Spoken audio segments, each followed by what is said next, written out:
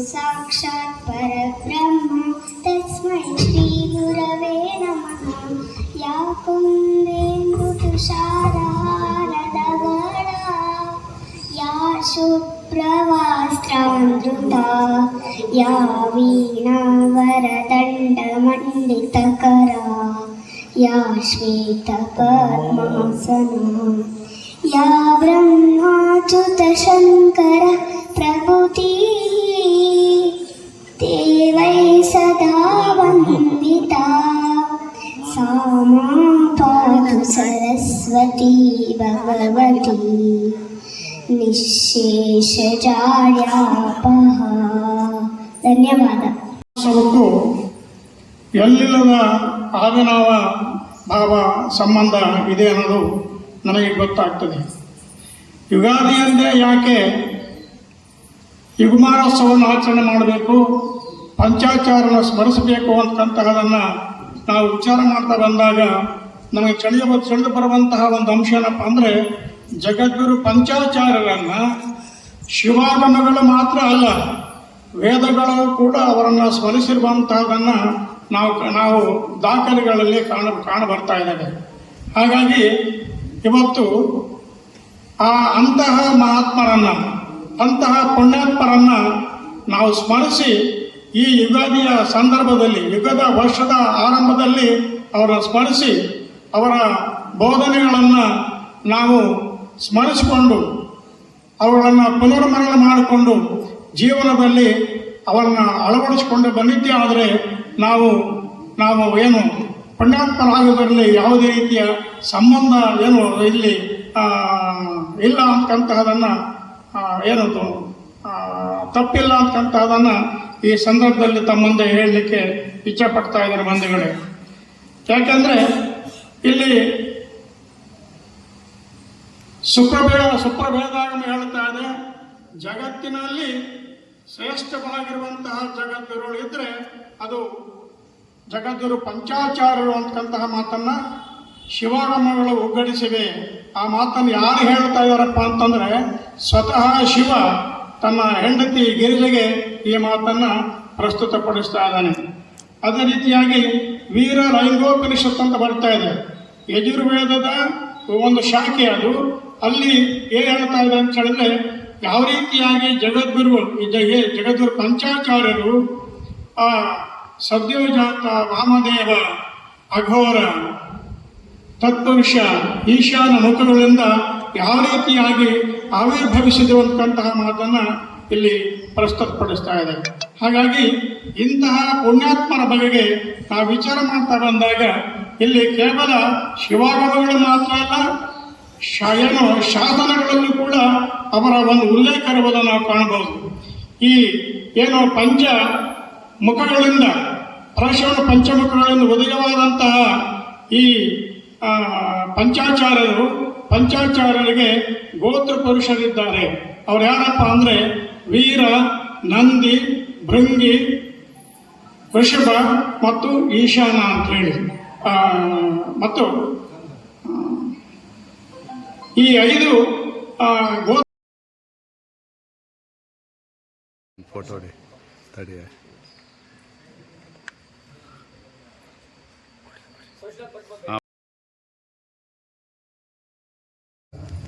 ಚಾಚು ತಪ್ಪದಂತೆ ಪಾಲಿಸಬೇಕಾಗಿರುವಂತಹದ್ದು ನಮ್ಮ ಕರ್ತವ್ಯ.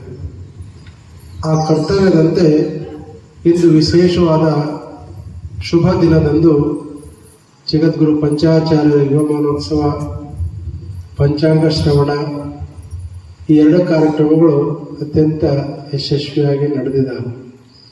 ಇನ್ನು ಚಂದ್ರ ದರ್ಶನ ಆಗಿಲ್ಲ. ಯಾಕಾಗಿಲ್ಲ ಅನ್ನುವಂತಹದ್ದಕ್ಕೆ ಪ್ರಕೃತಿಯಲ್ಲಿ ಆಗಿರುವಂತಹ ಬದಲಾವಣೆ, ಅಂದರೆ ಮೋಡ ಕವಿದ ವಾತಾವರಣ ಇರೋದರಿಂದ ಚಂದ್ರನ ದರ್ಶನ ಆಗಿಲ್ಲ. ಚಂದ್ರ ದರ್ಶನ ಇವತ್ತು ಆಗಲೇಬೇಕಾಗಿತ್ತು. ಯಾಕಂತ ಕೇಳಿದ್ರೆ ಈಗಾಗಲೇ ದ್ವಿತೀಯ ದಿನ ಬಿದಿಗೆ ಬಂದಿದೆ. ಬಿದಿಗೆ ಚಂದ್ರ ಕಾಣಲೇಬೇಕಾಗಿತ್ತು. ಕಾಣದೇ ಇರೋದಕ್ಕೆ ಮೋಡ ಕವಿದ ವಾತಾವರಣವೇ ಕಾರಣ ಆಗಿದೆ. ಆದ್ದರಿಂದ ಅನೇಕ ಭಕ್ತರಿಗೆ ಅದು ನಿರಾಶೆಯಿಂದ ಉಂಟು ಮಾಡಿರುತ್ತದೆ. ಯಾಕಂದರೆ ಚಂದ್ರ ದರ್ಶನ ಆದರೆ ನಮಗೇನೋ ಒಂದು ಶುಭ ಸೂಚನೆ ಅನ್ನುವಂತಹದ್ದು. ಹಾಗಾಗಿ ಚಂದ್ರ ಕಾಣುವವರೆಗೆ ಅವ್ರ ಮನಸ್ಸಿಗೆ ಸಮಾಧಾನ ಆಗೋದಿಲ್ಲ. ಆದರೂ ಸಹ ಆ ಒಂದು ಭಕ್ತಿಯನ್ನು, ನಂಬಿಕೆಯನ್ನು ಇಟ್ಟುಕೊಂಡು ಬಂದಿರೋದ್ರಿಂದ ಎಲ್ಲ ಸಂಪ್ರದಾಯಗಳು ಪ್ರತಿಯೊಬ್ಬರಲ್ಲಿ ಹಾಸುಹೊಕ್ಕಾಗಿವೆ. ಶ್ರೀಮಠದಲ್ಲಿ ಸಹ ಆ ಕಾರ್ಯಕ್ರಮಗಳು ಯಥಾವತ್ತಾಗಿ ನಡೆದುಕೊಂಡು ಬಂದಿದೆ. ಆರಂಭದಲ್ಲಿ ವೇದಘೋಷದ ಸೇವೆಯನ್ನು ನಮ್ಮ ಅನ್ನದಾನ ಶಾಸ್ತ್ರಿಗಳು, ಪಂಚಾಂಗ ಶ್ರವಣ ಕಾರ್ಯಕ್ರಮವನ್ನು ನಮ್ಮ ವೇದಮೂರ್ತಿ HN ಷಡಾಕ್ಷರಿ ಶಾಸ್ತ್ರಿಗಳವರ ಸುಪುತ್ರರಾಗಿರುವಂತಹ HS ವಿದ್ಯಾಧರ ಶಾಸ್ತ್ರಿಗಳವರು ಆ ಪಂಚಾಂಗ ಶ್ರವಣ ಕಾರ್ಯಕ್ರಮವನ್ನು ಶ್ರದ್ಧಾಭಕ್ತಿಯಿಂದ ನೆರವೇರಿಸಿಕೊಟ್ಟಿದ್ದಾರೆ. ಆ ನಂತರ ನಮ್ಮ ಅವರ ಕಾಲಮಾನವೆಷ್ಟು, ಯಾರ್ಯಾರು ಅವರ ಬಗ್ಗೆ ಏನೇನು ಅಭಿಪ್ರಾಯ ಪಟ್ಟಿದ್ದಾರೆ ಅನ್ನುವಂತಹದ್ದನ್ನು ದಾಖಲೆ ಮುಖಾಂತರವಾಗಿ ನಮ್ಮೆಲ್ಲರಿಗೂ ತಿಳಿಸಿಕೊಟ್ಟಿರುವಂಥ ಕೆಲಸವನ್ನು ಮಾಡಿದ್ದಾರೆ. ಹಾಗೆಯೇ ಇಲ್ಲಿ ನಡೆಯುವಂಥ ಕಾರ್ಯಕ್ರಮಗಳು ಪ್ರತಿಯೊಬ್ಬರಿಗೂ ಕೂಡ ಉತ್ಸಾಹ ಪ್ರೋತ್ಸಾಹವನ್ನು ತುಂಬುವಂಥ ಕಾರ್ಯಕ್ರಮಗಳು. ಆ ಬಳಿಕ ನಮ್ಮ ಚನ್ನಪ್ಪ ಸ್ವಾಮಿ ಸೌಹಾರ್ದ ಸಹಕಾರ ನಿಗಮ ನಿಯಮಿತ ಸಂಸ್ಥೆಯ ಕ್ಯಾಲೆಂಡರ್, ನೂತನ ಕ್ಯಾಲೆಂಡರನ್ನು ಸಂಸ್ಥೆಯ ಎಲ್ಲ ಸಿಬ್ಬಂದಿ ವರ್ಗದವರು ಆ ಕಾರ್ಯಕ್ರಮವನ್ನು ನಡೆಸಿಕೊಟ್ಟಿದ್ದಾರೆ. ಉಪಾಧ್ಯಕ್ಷರಾದ ಸುರೇಶ್ ಹೊಸಕೇರಿ ಡಾಕ್ಟರ್ ಸುರೇಶ್ ಹೊಸಕೇರಿ ಅವರಾಗಿರ್ಬೋದು, ವಿದ್ಯಾ ಸಂತೋಷ್ ಆಗಿರ್ಬೋದು, ಸುರೇಶ್ ಆಗಿರ್ಬೋದು, ನಮ್ಮ ಕುಮಾರಸ್ವಾಮಿ ಮತ್ತು ಅಜ್ಜಪ್ಪ ಕುಮಾರಸ್ವಾಮಿ ಇಬ್ಬರು ಇದ್ದಾರೆ ಅಲ್ಲಿ. ಅವರು ಎಲ್ಲರೂ ಕೂಡಿಕೊಂಡು ಆ ಒಂದು ಎಲ್ಲರ ಭವಿಷ್ಯವನ್ನು ಕೇಳಿ, ಭವಿಷ್ಯ ಕೇಳಿದ ಬಳಿಕ ಭಯ ಪಡೋದು ಬೇಡ, ಏನೇ ಬರಲಿ ಗುರುವಿನ ದಯ ಹೊಂದಿರಲಿ ಅನ್ನುವಂತಹ ಭಾವನೆಯಿಂದ ಆ ಗುರುವನ್ನು ನಂಬಿಕೊಂಡು ಹೋದರೆ ಏನೆಲ್ಲ ಕಷ್ಟಗಳು ಬಂದರೂ ಸಹ ಅವುಗಳಿಂದ ಪಾರಾಗಲಿಕ್ಕೆ ಸಾಧ್ಯ ಇದೆ. ಅಂತಹ ಒಂದು ಕೆಲಸವನ್ನು ಎಲ್ಲರೂ ಮಾಡಿಕೊಂಡು ಹೋಗಬೇಕು. ಯಾರ್ಯಾರ ಭವಿಷ್ಯ ಚೆನ್ನಾಗಿದೆ ಖುಷಿ ಪಡ್ತೀರಿ, ಯಾರ ಭವಿಷ್ಯ ಸ್ವಲ್ಪ ಎಡವಟ್ಟಾಗಿರ್ತದೋ ಈ ಸಲ ನನ್ನ ಭವಿಷ್ಯ ಚೆನ್ನಾಗಿಲ್ಲ ಅಂತಕೊಂಡು ಚಿಂತೆ ಮಾಡೋಕ್ಕೆ ಹೋಗಬೇಡ್ರಿ. ಚಿಂತೆ ಮಾಡೋದ್ರಿಂದ ಏನು ಲಾಭ ಇಲ್ಲ. ಚಿಂತನೆ ಮಾಡಿರಿ, ಭಗವಂತನ ಸ್ಮರಣೆ ಮಾಡಿರಿ.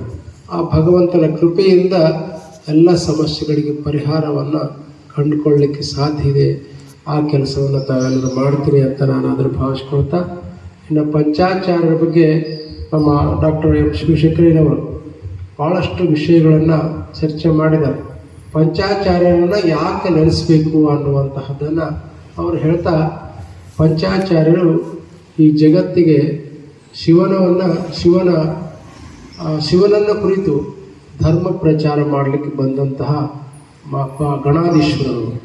ಯಾಕಂತ ಕೇಳಿದರೆ ಪರಮಾತ್ಮ ಪಂಚಗಣಾಧೀಶ್ವರನ ಭೂಮಿಗೆ ಕಳಿಸಿದ.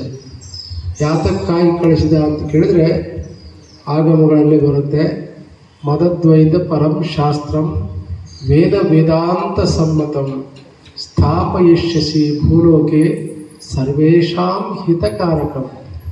ನನ್ನ ಪರವಾಗಿರುವಂತಹ ಶಿವಧರ್ಮವನ್ನು ಭೂಲೋಕದಲ್ಲಿ ಸ್ಥಾಪನೆ ಮಾಡು. ಯಾಕ ಅಂತ ಕೇಳಿದರೆ ಎಲ್ಲರ ಹಿತಕ್ಕಾಗಿ, ಎಲ್ಲರ ಸುಖಕ್ಕಾಗಿ ಆ ಧರ್ಮವನ್ನು ಸ್ಥಾಪನೆ ಮಾಡಿರಿ ಅಂತಿಕೊಂಡು ಪಂಚಪೀಠಾಧೀಶ್ವರರನ್ನು ರೇಣುಕ, ದಾರುಕ, ಘಂಟಾಕರ್ಣ, ಧೇನುಕರ್ಣ, ವಿಶ್ವಕರ್ಣ ಪಂಚಾಚಾರ್ಯರನ್ನು ಭೂಮಿಗೆ ಕಳಿಸಿ ಎಲ್ಲರನ್ನ ಪಾವನವನ್ನಾಗಿ ಮಾಡಲಿಕ್ಕೆ ಆ ಪಂಚಗಣಾಧೀಶ್ವರನ ಪರಮಾತ್ಮ ಕಳಿಸಿ, ಪಂಚಗಣಾಧೀಶ್ವರರು ರಂಭಾಪುರಿಯಲ್ಲಿ ರೇಣುಕರು, ಉಜ್ಜಯಿನಿಯಲ್ಲಿ ದಾರುಕರು, ಕೇದಾರದಲ್ಲಿ ಏಕೋರಾಮರಾಧ್ಯರು, ಶ್ರೀಶೈಲದಲ್ಲಿ ಪಂಡಿತಾರಾಧ್ಯರು, ಕಾಶಿಯಲ್ಲಿ ವಿಶ್ವಾರಾಧ್ಯರು, ಈ 5 ಪೀಠಗಳಲ್ಲಿ ಉದ್ಭವವಾಗಿ 5 ಭಾಗದಲ್ಲಿ ಆ ವೀರಶೈವ ಧರ್ಮದ ಸ್ಥಾಪನೆ ಮಾಡಿ ಶಿವನನ್ನು ಕುರಿತು ಧರ್ಮ ಪ್ರಚಾರ ಮಾಡಿ ಎಲ್ಲರನ್ನು ಉದ್ಧಾರ ಮಾಡಿರೋದ್ರಿಂದ ಅವರನ್ನು ಸದಾಕಾಲ ನಾವು ನೆನೆಸ್ಕೊಳ್ಬೇಕು ಅನ್ನುವಂಥ. ನಾವೆಲ್ಲರೂ ಜಯಂತಿಯನ್ನು ನಾವು ಮಾಡ್ತಾ ಇರ್ತೀವಿ. ಹಾಗಾಗಿ ನಾವು ಹಿರಿಯರನ್ನು ನೆನೆಸ್ಕೊಳ್ತೀವಿ. ಪ್ರತಿ ವರ್ಷ ಹಿರಿಯರ ಹಬ್ಬ ಮಾಡ್ತೀವಿ ನಾವು. ಇವತ್ತು ವಿಶೇಷವಾಗಿ ಯುಗಾದಿ ಪಾಡ್ಯದಂದು, ಕಾರ್ತಿಕ ಶುದ್ಧ ಪಾಡ್ಯದಂದು ಹಿರಿಯರ ಪೂಜೆಯನ್ನು ನಾವು ಮಾಡ್ತೀವಿ. ಯಾಕೆ ಹಿರಿಯರ ಪೂಜೆ ಮಾಡಬೇಕು ಅಂತ ಕೇಳಿದರೆ, ಹಿರಿಯರು ನಮಗಾಗಿ ಉತ್ತಮವಾಗಿರುವಂಥ ಬುನಾದಿಯನ್ನು, ಬದುಕಿನ ಭಾಳ ಬುದ್ಧಿಯನ್ನು ಕೊಟ್ಟಿರ್ತಾರೆ. ಆ ಬಾಳ ಬುತ್ತಿಯನ್ನು ನಾವು ಸದಾಕಾಲ ಊಟ ಮಾಡಿಕೊಂಡು ಅವರ ಆಶೀರ್ವಾದ ಬೇಕು ಅನ್ನುವಂಥ ಜಯಂತಿಯೋಪಾದಿಯಲ್ಲಿ ಅವರನ್ನ ನೆನೆಸ್ಕೊಳ್ತೀವಿ. ಹಾಗೆ ಜಯಂತಿಯನ್ನು ಯಾಕೆ ಮಾಡಬೇಕು ಅಂತ ಕೇಳಿದ್ರೆ ಅವರ ಸಂದೇಶಗಳು ಜಗತ್ತಿಗೆ ಲೋಕ ಕಲ್ಯಾಣವನ್ನು ಉಂಟು ಮಾಡಿರ್ತವೆ. ಆ ಜಗತ್ತಿಗೆ ಲೋಕ ಕಲ್ಯಾಣವನ್ನು ಉಂಟು ಮಾಡಿರೋದ್ರಿಂದ ಅವರ ಜಯಂತಿಗಳನ್ನು ನಾವೆಲ್ಲರೂ ಆಚರಣೆ ಮಾಡ್ತೀವಿ, ಅವರನ್ನು ನೆನೆಸ್ಕೊಳ್ತೀವಿ. ನೆನೆಸ್ಕೊಳ್ಳುವ ಮುಖೇನ ಅವರು ಏನನ್ನು ಜಗತ್ತಿಗೆ ಕೊಟ್ಟಿದ್ದಾರೆ ಅವುಗಳನ್ನು ನಾವು ಪಾಲಿಸಬೇಕಾಗಿರ್ತಕ್ಕಂಥದ್ದು ನಮ್ಮೆಲ್ಲರ ಆದ್ಯ ಕರ್ತವ್ಯ. ಆ ದಿಶೆಯಲ್ಲಿ ಈ ಜಗದ್ಗುರು ಪಂಚಾಚಾರ್ಯರ ಯುವಮಾನೋತ್ಸವ ಶ್ರೀಮಠದಲ್ಲಿ ನಿರಂತರವಾಗಿ ವರ್ಷದ ಆರಂಭದ ದಿನದಂದು ನಡೆಸಿಕೊಂಡು ಬರಲಾಗ್ತದೆ. ಅಂತಹ ಪಂಚಪೀಠಾಧೀಶ್ವರರ ಸಾರಿದಂತಹ ಧರ್ಮಸೂತ್ರಗಳು, ದಶಧರ್ಮ ಸೂತ್ರಗಳು ಅಂತ ಹೇಳಿದರು ನಮ್ಮ ಶಿವಶಂಕರಯ್ಯನವರು. ದಶಧರ್ಮಗಳನ್ನು ಬೋಧನೆ ಮಾಡಿದರು. ಅಹಿಂಸಾ, ಸತ್ಯ, ಅಸ್ತೇಯ, ಬ್ರಹ್ಮಚರ್ಯ, ದಯಾ, ಕ್ಷಮ, ದಾನ, ಪೂಜಾ, ಜಪ, ಧ್ಯಾನ. ಪ್ರತಿಯೊಬ್ಬ ಮನುಷ್ಯನು ಇವುಗಳನ್ನು ಪಾಲಿಸಿಕೊಂಡು ಬಂದಾಗ ಮನುಷ್ಯ ಶ್ರೇಷ್ಠತೆಯನ್ನು ಪಡೆದುಕೊಂಡು ಹೋಗ್ಲಿಕ್ಕೆ ಸಾಧ್ಯ ಆಗ್ತದೆ. ಮನುಷ್ಯ ಮನುಷ್ಯನಾಗಿರೋದಲ್ಲ, ಮನುಷ್ಯ ಮಹಾದೇವನಾಗಬೇಕು. ಮನುಷ್ಯ ಉತ್ಕೃಷ್ಟ ಜೀವನವನ್ನು ನಡೆಸ್ಕೊಂಡು ಹೋಗ್ಬೇಕು. ಯಾಕೆ ಅಂತ ಕೇಳಿದ್ರೆ ಇತರ ಪ್ರಾಣಿಗಳಿಗಿಂತ ಮನುಷ್ಯ ಜನ್ಮ ಶ್ರೇಷ್ಠ ಅನಿಸ್ಕೊಂಡಿದೆ. ಪ್ರಾಣಿಗಳಿಗೂ ಮನುಷ್ಯನಿಗೂ ಏನು ವ್ಯತ್ಯಾಸ ಅಂತ ಕೇಳಿದ್ರೆ ಆಹಾರ, ನಿದ್ರೆ, ಭಯ, ಮೈಥುನ ಈ 4 ಅಂಶಗಳು ಪ್ರಾಣಿಗಳಿಗಿದ್ದಾವೆ, ಮನುಷ್ಯನಿಗಿದ್ದಾವೆ. ಆದರೆ ಪ್ರಾಣಿಗಳಿಗಿಂತ ಮನುಷ್ಯ ಯಾಕೆ ಶ್ರೇಷ್ಠ ಆದ ಅಂತ ಕೇಳಿದ್ರೆ ಧರ್ಮೋ ಹಿ ಏಷ ಅಧಿಕೋ ವಿಶೇಷ. ಧರ್ಮ ಯಾವುದು, ಅಧರ್ಮ ಯಾವುದು, ನೀತಿ ಯಾವುದು, ಅನೀತಿ ಯಾವುದು ಅನ್ನುವಂತಹ ತಿಳಿದುಕೊಳ್ಳುವಂಥ ಪರಿಜ್ಞಾನ ಮನುಷ್ಯನಲ್ಲಿರುವುದರಿಂದ ಪ್ರಾಣಿಗಳಿಗಿಂತ ಮನುಷ್ಯ ಶ್ರೇಷ್ಠತೆಯನ್ನು ಪಡೆದುಕೊಂಡಿದ್ದಾನೆ. ಈ ಶ್ರೇಷ್ಠತೆಯನ್ನು ಪಡೆದುಕೊಂಡಂಥ ಮನುಷ್ಯ ಜೀವನದಲ್ಲಿ ಉತ್ತಮವಾಗಿರುವಂಥ ಗುಣಗಳನ್ನು ಅಳವಡಿಸಿಕೊಂಡು ಹೋಗಿದ್ದೇ ಆದರೆ ಮನುಷ್ಯ ಮನುಷ್ಯನಾಗಿರೋದಿಲ್ಲ, ಮನುಷ್ಯ ಮಹಾದೇವನಾಗಲಿಕ್ಕೆ ಸಾಧ್ಯ. ಅಂತಹ ಸಾಧನೆಯ ತತ್ವಗಳನ್ನು ಸಾರಿದಂಥವರು ಜಗದ್ಗುರು ಪಂಚಪೀಠಾಧೀಶ್ವರರು. ಅಂತಹ ಪಂಚಪೀಠಾಧೀಶ್ವರರ ಯುಗಮಾನೋತ್ಸವವನ್ನು ಯುಗದ ಆರಂಭದ ದಿನದಂದು ಪ್ರತಿ ವರ್ಷ ಶ್ರೀಮಠದಲ್ಲಿ ನಡೆಸಿಕೊಂಡು ಬರಲಾಗ್ತದೆ. ಅಂತಹ ಕಾರ್ಯಕ್ರಮದಲ್ಲಿ ತಾವೆಲ್ಲರೂ ಪಾಲ್ಗೊಂಡು ಆ ಪಂಚಾಚಾರ್ಯರ ದಿವ್ಯ ಸಂದೇಶಗಳನ್ನು ಕೇಳುವ ಮುಖೇನ, ಇಲ್ಲಿ ನಡೆಯುವಂಥ ಎಲ್ಲ ಕಾರ್ಯಕ್ರಮಗಳನ್ನು ನೋಡುವುದರ ಮುಖೇನ, ಹಾಗೆ ನಮ್ಮ ಭವಿಷ್ಯವನ್ನು ತಿಳಿದುಕೊಳ್ಳುವ ಮುಖೇನ ಈ ಸಮಯವನ್ನು ನಾವು ನೀವೆಲ್ಲರೂ ಸಾರ್ಥಕ ಮಾಡಿಕೊಂಡಿದ್ದೇವೆ. ಆ ಗುರುಕೃಪೆಯಿಂದ ಎಲ್ಲರ ಬದುಕು ಉತ್ತಮವಾಗಿ ನಡೆಯಲಿ, ಎಲ್ಲರ ಸುಖದ ಜೀವನವನ್ನು ನಡೆಸಿಕೊಂಡು ಹೋಗುವಂತಾಗಲಿ ಎನ್ನುವಂಥ ಮಾತನ್ನು ತಿಳಿಸುತ್ತಾ, ಹಾಗೆಯೇ ನಮ್ಮ ಚನ್ನಪ್ಪಸ್ವಾಮಿ ಸೌಹಾರ್ದ ಸಹಕಾರ ಸಂಘದ ನೂತನ ಕೆಲವಂಥ ಸಂಸ್ಥೆ ಆ ಗುರುಕೃಪೆಯಿಂದ ಪ್ರಾರಂಭವಾಗಿದೆ. ಆ ಗುರುಕೃಪೆಯಿಂದ ಆ ಒಂದು ಸಂಸ್ಥೆ ಉತ್ತರೋತ್ತರ ಅಭಿವೃದ್ಧಿಯನ್ನು ಸಾಧಿಸಲಿ. ಅಲ್ಲಿನ ಕೆಲಸ ಮಾಡುವಂಥ ಎಲ್ಲ ಅಧಿಕಾರಿ ವರ್ಗದವರು ಮತ್ತು ಉಪಾಧ್ಯಕ್ಷರು, ಸದಸ್ಯರುಗಳು ಉತ್ತಮವಾದ ಸೇವೆಯನ್ನು ಮಾಡಿಕೊಂಡು ಹೋಗಲಿಕ್ಕೆ ಆ ಗುರುವಿನ ಅನುಗ್ರಹ ಅವರಿಗೂ ಕೂಡ ಸಿಗಲಿ. ಇಲ್ಲಿ ಸೇರಿರುವಂಥ ಸರ್ವರಿಗೆ ಮತ್ತೊಮ್ಮೆ ಶುಭವನ್ನು ಹಾರೈಸಿ ಆಶೀರ್ವಚನಕ್ಕೆ ವಿರಾಮವನ್ನು ಕೊಡ್ತಾ ಇದ್ದೀವಿ. ಓಂ ಶಾಂತಿ ಶಾಂತಿ ಶಾಂತಿ.